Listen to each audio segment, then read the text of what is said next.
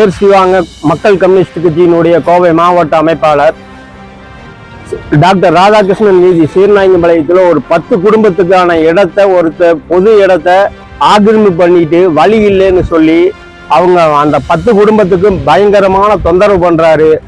உயிர் வாழ்வுக்கான அத்தியாவசியமான குடிநீர் பைப்பை கொண்டு போக முடியாதுங்கிறாரு. கழிவு நீர் பிரச்சனையை கழிவு நீரை கொண்டு வரக்கூடாதுங்கிறாரு. மீறி போனா அதிகாரம் பண்ணி அங்க இருக்கிற பெண்களை தரைக்குறைவாக திட்டுவதும் அவர்களுக்கு துன்புறுத்துவதும் தான் அவருடைய தொடர்ந்து வேலையா இருக்கு. பல முறை இவங்க கலெக்டருக்கு மனு கொடுத்து, வட்டாட்சியருக்கு மனு கொடுத்து, காவல் நிலையத்துல புகார் கொடுத்தும் கூட அவர் மேல எந்த விதமான நடவடிக்கை எடுக்காம இருக்காங்க. இந்த முத்துசாமி என்பவர் ஏதாவது சாக்கு போக்க சொல்லிட்டு அங்க இருக்கிற மக்களை துன்புறுத்துவதுதான் அவருடைய வேலையா இருக்கு.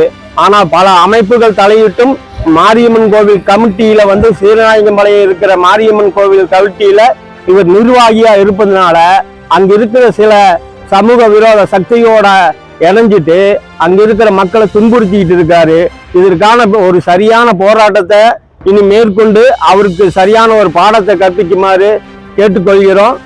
இவங்களுக்கு சரியான தீர்வு ஏற்படுத்தி தர இந்த பத்திரிகை நிருபர்கள் மூலமாக தங்களை சீர்நாயக்கம்பாளையத்துல வர்றாங்க.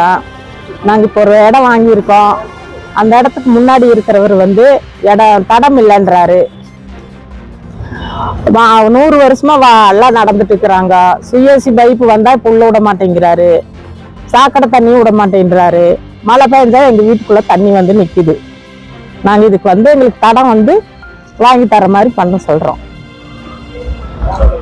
அவங்க அந்த பொது இடத்த அவங்க வச்சுட்டு இது எங்க இடம்ன்றாங்க. அந்த இடத்த அளந்து எங்களுக்கு தடத்தை காமிக்கணும். என் பேரு ராமமூர்த்திங்க. நான் சீர்நாயக்கம்பாளையத்துல 14 டாக்டர் ராதாகிருஷ்ணன் வீதியில குடியிருக்கிறேன். அந்த வீட்டுல குடியிருக்கிற போது நாம இப்ப 78 வயசு ஆச்சு. இந்த 78 வயசுமே என்னுடைய வாழ்க்கையில எல்லாருமே போராட்டம் தான். காரணம் இந்த பத்திரம் 110 வருஷமாச்சு.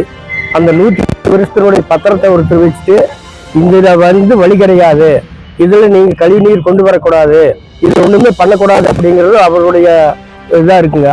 நான் 1989லயே எனக்கு குடிநீர் வேணும், எனக்கு இதுல பாதி இருக்குது, நான் எங்க அப்பா தாத்தா பேரு ஆயினாக்கர், அவங்களுடைய சொத்துலயும் எழுதியிருக்காங்க.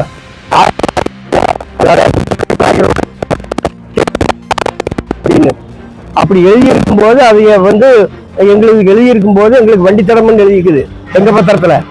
இது புறப்போ கிடந்தாங்க. இது எல்லாமே எல்லாம் கொடுத்து. ஆனா அந்த பின்னாடி 10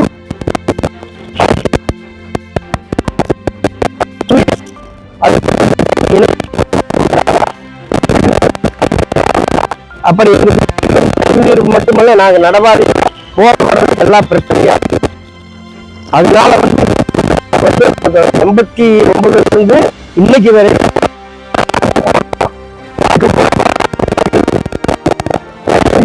முடிவு. அதனால ஏதாவது விரிவாக